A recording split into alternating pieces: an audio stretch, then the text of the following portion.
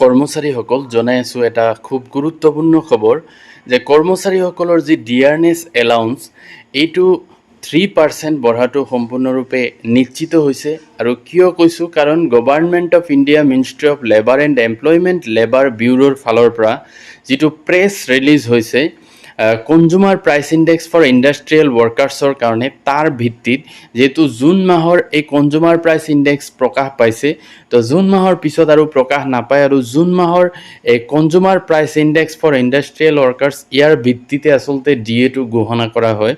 তো আপোনালোকক সম্পূৰ্ণ কথাখিনি জনাম, তো আপোনালোকে শেষলৈকে ভিডিঅ'টো চাব যে কি লিখা আছে প্ৰেছ বিজ্ঞপ্তিখনত। চ' এইটো চাব পাৰিছে government of India ministry of labour and employment labour ব্যুৰোৰ ফালৰ পৰা ওলাইছে।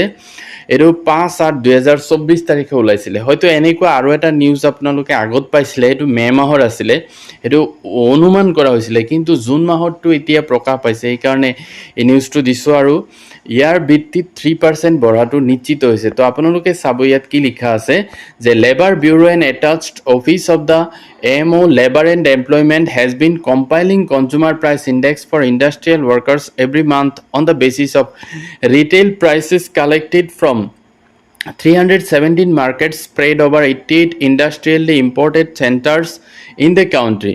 আৰু এই কনজুমাৰ প্ৰাইচ ইণ্ডেক্সটো বিশেষকৈ গোটেই ভাৰতবৰ্ষত 317টা মাৰ্কেটৰ ওপৰত ভিত্তি কৰি আৰু 88টা ইণ্ডাষ্ট্ৰীৰ ওপৰত ভিত্তি কৰি পেলাই এইটো গণনা কৰা হয়। The index for the months of July 2024 is being released in this press release. আৰু এই প্ৰেছ বিজ্ঞপ্তিখনত জুন মাহৰ যিটো ইণ্ডেক্স আছে এইটো প্ৰকাশ কৰা হৈছে। চাব পাৰে 2 নম্বৰ পইণ্টটোত কি লিখিছে, the all India consumer price index for industrial workers for June 2024 increased by 1.5 point and stood at 141.4।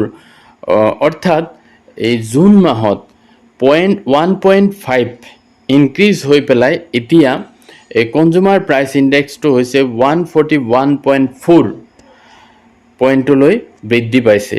Year on year inflation for the month of June 2024 moderated to 3.67% as compared to 5.57 in June 2023।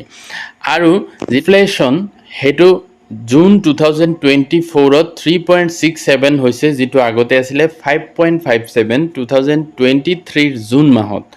তো এইটো চাব পাৰিছে, গ্ৰাফত দিয়া আছে কেনেকৈ বাঢ়িছে rate of ইনফ্লেশ্যনটো, আৰু এতিয়া লাহে লাহে কমি আছে। আৰু এইটো চাব পাৰিছে যে ইয়াত কি লিখা আছে চাওক, জেনেৰেল ইণ্ডেক্স মে' মাহত আছিলে 139.9 আৰু জুন মাহত কিমান হৈছে 141.4, অৰ্থাৎ 1.5 বৃদ্ধি পাইছে। আৰু কিহত বাঢ়িছে, বিশেষকৈ বস্তু বাহিনীৰ দাম, যে ফুড এণ্ড বাৰ্বেজছত আছে 148.7 হৈছে, অৰ্থাৎ ইয়াত অলপ বাঢ়িছে। পান, চুপাৰী, টবেকো, ইনটক্সিকেণ্টছ এইকেইটাত অলপ বাঢ়িছে। আৰু ক্লথিং এণ্ড ফুটৱেৰত অলপ বাঢ়িছে। হাউচিঙত ছেইম আছে। ফুৱেল এণ্ড লাইটত অলপ কমিছে, কিন্তু মিছচেলেনাছ ইয়াত অলপ বাঢ়িছে। তো এনেকৈ জুন মাহত হৈছে 141.4। তো এতিয়া আমি কেলকুলেটৰত চাওঁ, ডিএ কেলকুলেটৰত কেলকুলেশ্যন কৰিলে ডিএটো জুন মাহত কিমান হ'ব। ডিএ কেলকুলেটৰত যদি আমি জুন মাহৰ যি CPI ইণ্ডেক্স আছে, অৰ্থাৎ কনজুমাৰ প্ৰাইচ ইণ্ডেক্স 141.4 বহাওঁ, তেতিয়া আপোনালোকে চাব পাৰিছে ডিএটো কিমান হয় 53.36।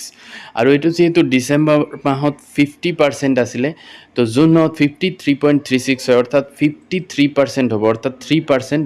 গতিকে আপোনালোকে নিশ্চয় গম পাইছে যে জুলাই মাহৰ পৰা যি ডিএ বৃদ্ধি হ'ব লগা আছে এইটো 3% বাঢ়িব। তো এইটো আছিলে গুৰুত্বপূৰ্ণ খবৰ। যদি ভিডিঅ'টো ভাল লাগে লাইক এটা কৰি দিব আৰু মোৰ চেনেলটো ছাবস্ক্ৰাইব কৰি থ'ব। Thank U.